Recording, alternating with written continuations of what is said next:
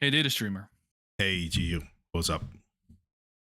So today I don't want to go really into depth of this war which is going on there in the Middle East, but let's talk about the tech they are using. Yeah, sure. You're talking specifically about the Iranian. Yeah, they're calling it a war. I Conflict. mean, How can it conflict. not be a war, right? When I you mean, throw rockets to each other. sure, but I mean, they didn't call the Pakistan-India thing a war. It's kind of similar. They just kind of shoot Oh, rockets and then, yeah, well, that's like a thing. There's like a little thing about it. Like a war is to me when I people say war, it feels like this big. I mean, it is pretty big, but I mean, it's like they're just like shooting missiles. So it's like I don't know. But that's not really very important. But yeah, people call it a war. They're calling it a war. Okay, sure. Let's call it a war. yeah. That's the consensus, at least everywhere. So yeah, it's I mean, the politics aside, it's like a very interesting conflict from a technological perspective. It's like, Yeah. and the difference in technology was like clear as day on the TV screens of billions of people on the planet. It's like it was pretty crazy. We were watching webcams from Tel Aviv or whichever city you had, just seeing the defense systems go off and just shooting down everything that came in. Well, maybe not everything, which is some things did get through, but like compared to what was shot at them, it's like completely minimal. It's like it's a small percentage of whatever they shot came through. Whereas on the Iranian side, it's like there's a lot of damage. Yeah, that just speaks to the difference in technological development and systems that they have there in Israel. And I mean, it's like when you look at it from a cyberpunk perspective, this is exactly the kind of thing that like that a lot of these stories deal with. Because the funny thing is that Israel, from a like government, like a governmental, uh, like how the government acts, Mm. from that perspective. Israel is closer to a cyberpunk style government than a more like non-cyberpunk government. They are Why? they're fairly totalitarian. They they have an insane surveillance state. They don't tolerate as much dissent as people think or as they say they do, and they have very high technology, and they have some of the highest technology on the planet, and they aren't afraid to use this technology. And they also have their intelligence, their intelligence agency, Mossad, is one of the best in the world, probably the best in the world. These people are insane. They could track down whoever you want. They'll find you, or they'll find them, and they just don't have any rules. They have like maybe one rule, and that is find them and get rid of them. That's the rule, and everything else is completely whatever. They don't care as long as they find the people and take them out. That's it. So that's Mossad. So it's all very cyberpunky, where you have like Arasaka that doesn't give a crap about anything, and they have high technology, and they're not afraid of implementing the technology in any way that they want. They don't care. They just do it, and it's very interesting to see it from that perspective, because that's exactly how everything is playing out. And the most crazy thing is that Israel is like this small country literally surrounded by countries that hate Israel. If Israel did Yeah. not have the technology that they have, they would have been obliterated, like who knows, whatever, like in the 70s probably already. It wouldn't exist. This country is pretty crazy, highly technological, and extremely driven to complete their goals of defending themselves and like ensuring the continuation of their state. So it turns them into they're fairly radical. The government is fairly radical. The right wing government of Netanyahu is very radical. They're not afraid of they're not afraid of like being seen as the bad guys, because as far as they're concerned, they're the good guys. They are the guys that are there to do it. And it's like so Arasaka. It's so crazy, or Militech, whichever you want. All of these corpos in the game Cyberpunk 2077, and also corpos in other Cyberpunk stories like in Neuromancer, they all have the same traits. They're so technologically advanced that they actually think that they are right, and they're the right persons for all this stuff. So yeah, that's like the Cyberpunk angle to this. And the other thing is the technology. It's like it's so insane when you look at it. It's crazy. It's a lot of crazy stuff there. Why? What kind of technology are you mentioning? But Which one do you mean? yeah, I mean the Israeli defense technology that they use to defend the country. People mostly talk about the Iron Dome. That's probably the most famous one. But there are several. There are also other things that they have. They have like the David Sling, and they have the Arrow 3, those kinds of things. These are they're used in conjunction with each other to totally defend the country from several types of threats that their enemies can launch at them. But most people know the Iron Dome. Iron Dome was developed like in the early 2010s or something like that. I yes, I think early 2010s or something like that. At least that's when they started using it. And then it's just grown ever since. They spend a lot of time and money on this, and it's one of the best. Well, actually, it's just flat out the best defense system in the world. It blocks at least upwards of 90% of anything people shoot at it. That kind of stuff. And then, of course, in combination with David Sling, which is a similar system that defends against rockets mostly, and the other types of things. It's a similar system, but the targets are slightly different. And then you have the Arrow, which is focused on space defense, which is crazy because we saw there were a few shots of Arrow 3 taking down ballistic missiles, Iranian ballistic missiles, and we saw it from the ground, but they were in space. So you just saw these things going off in space. It's like the craziest science fiction thing you can ever imagine. It's just space-based technologies, and just it's so wild. It's so wild to see. So now we don't only talk about Cyberpunk, but we are really going towards Star Wars almost. Oh, I mean, yeah. It's when I saw the video of the Arrow 3s going off, the exothermic defense system going off, I was like, wow, man, we're really in the era of extreme technology now. We're reaching levels here where before it was like whatever. Now it's like I'm actually at a loss for words when I saw those things go off, because it's like, what else? What can you do as a country or anything against such a system? It's like it's insane, really. And of course, the US is also developing their own domes. All of these countries are starting to develop these types of insane defense systems. Of course, the first one that they tried to develop was the infamous Star Wars system, literally called Star Wars system, from the US. In the 1980s with Reagan, they were trying to develop the Star Wars system, which was basically... What was the system, yeah? Yeah, basically intercontinental ballistic missile defense of the US and its allies through space-based lasers. Literally lasers in space. What happened to that? The technology... Space-based lasers is too insane of technology to develop.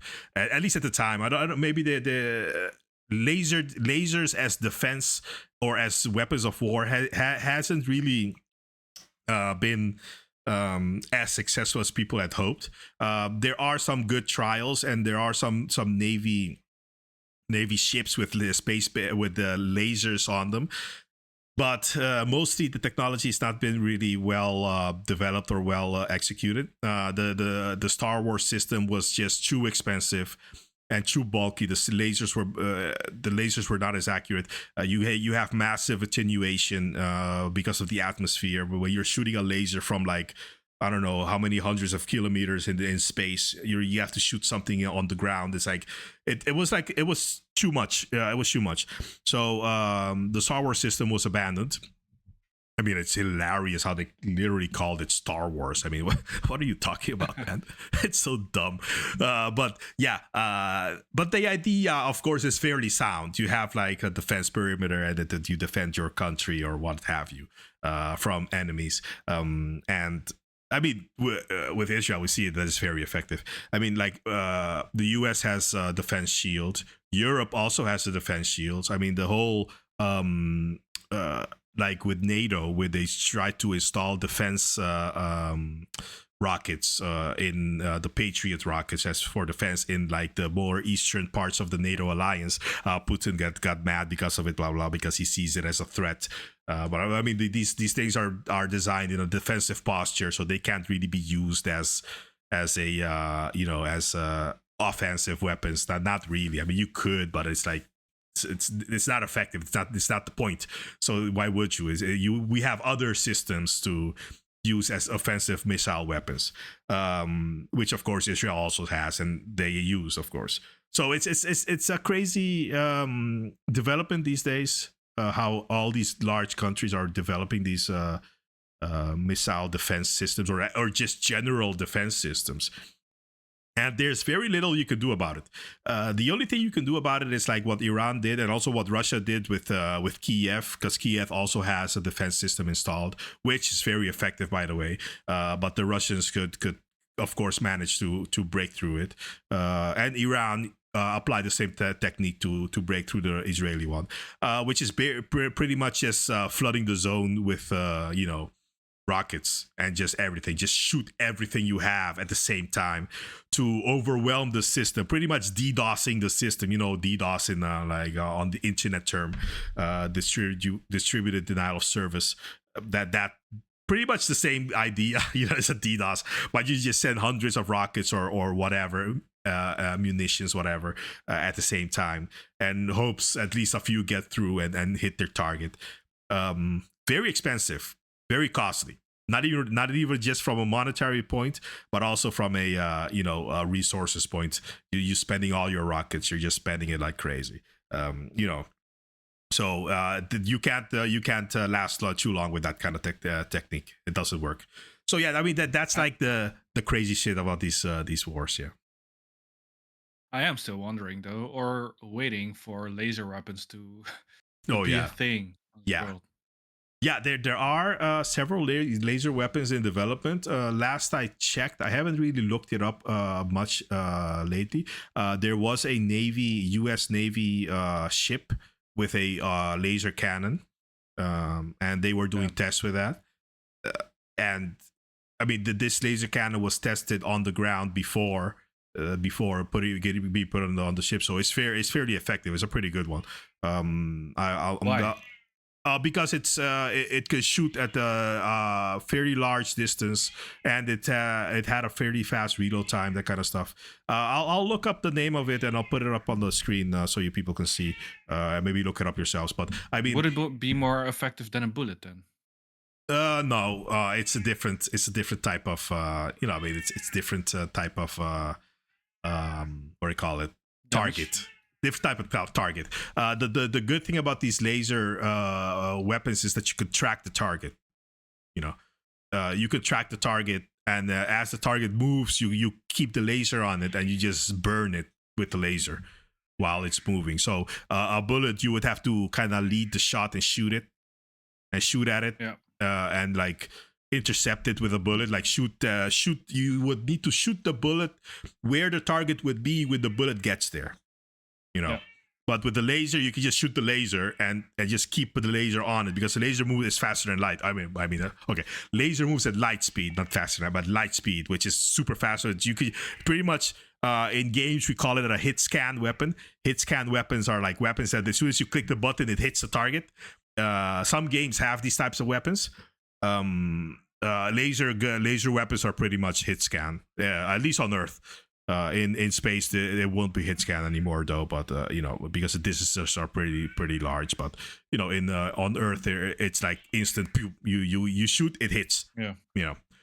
So those are the Yeah. benefits of lasers. At least some of the benefits that I know now. But I mean, there's a lot of other benefits. You know what I mean? Yeah, but before we continue talking about lasers, Oh, support us by liking and subscribing to our channel. yes, support us. Yes, thank you. Yeah. So, lasers. Okay, then I'm still hoping. Mhm. Perhaps I'm hoping.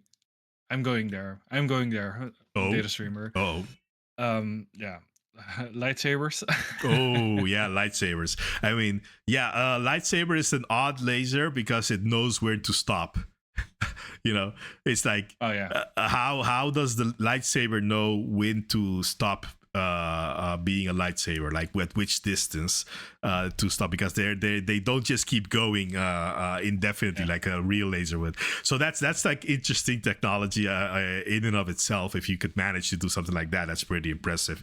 But yeah, I thought like what's it called, the hacksmith made a lightsaber, didn't he? Yeah, it had like a backpack, and it like actually made a lightsaber kind of device that kind of does similar things to a lightsaber.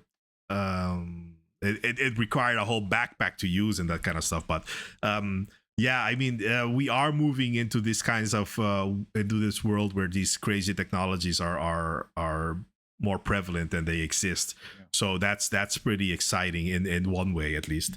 Yeah. So. Yeah, I mean, it wouldn't make sense to have it as an army since No. everything is ranged. Yeah. That's the other thing that I actually wanted to talk about with the thing, because exactly a lot of when it comes to military technology, a lot of it is moving towards range. I mean, we've talked about drones in the past before on this channel. How like now. Like for example, the Russian army, most of their drone pilots are like literally gamer guys. They get minimal training in like physical training or whatever, and like army, and they are put on these drone battalions, and that's it. And they're like literally gamer dudes. They don't even look like military guys. I've seen some video interviews of these guys. They're just like these nerd gamer dudes, man. It's like, imagine I'm a gamer guy. That's the guy, like, and they're like doing these FPV drone things, and they're all like sitting like at a distance from the battlefield, and they're just running around with these drones chasing after guys or whatever. So it's like technological warfare is changing a lot. It's becoming a lot more ranged, a lot more about the devices that you can implement, way more than about how many bodies you can put on the ground. It's pretty crazy how this is developing, and we see it with the Iran Israel thing. They're just shooting at each other from a distance. That's it. There's like Israel. Israel has also used some aircraft in the conflict, but the uses of aircraft is fairly limited here. We're just talking about like just at a distance, boom, boom, boom, shooting back and forth at a distance. I mean, Iran also has fairly limited use of aircraft. Of course, a lot of their aircraft were destroyed in the initial Israeli attack, but it's like there's when you look at the conflicts in Ukraine, and you look at this one, and then you look at the one also in with Pakistan and India, you see a clear line of development, these technologies. The same kind of line of development you see in a lot of Cyberpunk stories, where it's moving more towards like technological superiority, developing range technologies, rockets, unmanned systems, moving more towards that than sending a bunch of guys with guns in their hands over the border. Yeah. It's a lot more of that. Especially if you compare it with how war was being done in the First World War. Oh yeah, it's crazy. Which is a funny thing you say, because the Ukraine conflict started out when it first started, like the first like year. it was very much a World War I style trench war. A lot with but with artillery, trenches, and like all that stuff you had with it. Just it was like crazy. People were like talking about how trench war is making a comeback and blah blah blah. And then, man, it quickly developed into this crazy drone war. And Yeah. like and it's pretty insane how that development has happened in that war. Ever since the second year, the development of these remote technologies has skyrocketed, and not even that alone, because if it was just that, whatever. But we're also dealing with like the cyber war aspect, which is even more a cyberpunk thing. Oh yeah. Next to just when we're talking about the Iranian conflict, Israeli-Iranian conflict, next to just shooting rockets, highly advanced rocket systems at each other, and highly advanced rocket defense systems or whatever, what have you. Next to all of that, there is an insane cyber war going on right now between the two countries, and they even took down part of the internet in Iran. That kind of stuff is happening over there. It's pretty crazy how they also have an army of hackers just attacking the country and just isolating it on that front as well. So it's not just shooting; it's also cyber, which is really telling of like the future that is to come with these kinds of things, where right now, right now, you have they are still shooting rockets, but I'm fairly certain there will probably be a conflict within our lifetime where they don't shoot a single rocket and they still win, because it's mostly just a cybernetic conflict where they literally shut down an entire country because of their army of hackers just like taking out everything, and then they could just walk in and just take it. I'm fairly confident that's going to happen within our lifetimes. A conflict like that, when you look at the way it goes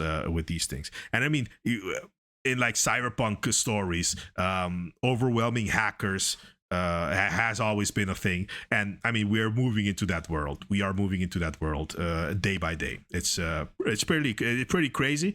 It's kind of like it's kind of scary, but also kind of exciting at the same time, because it's like, I always tend to like kind of like